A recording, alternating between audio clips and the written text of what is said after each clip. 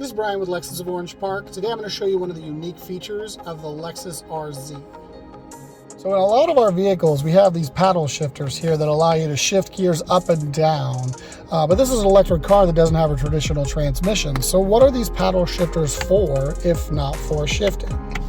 In your typical electric car, you have regenerative braking, meaning you pull your foot off of the gas and the car automatically starts to slow down using the brakes to regenerate the battery. It can also be called one-pedal driving.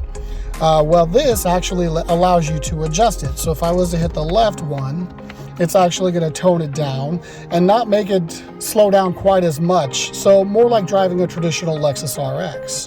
Whereas if I use the plus side and bump it up more to the full, that's almost like driving a traditional electric car like a Tesla, where you let off the gas and you slow down a lot. So again, this allows you to customize your RZ to drive more like your typical electric car or drive like your typical Lexus vehicle would handle.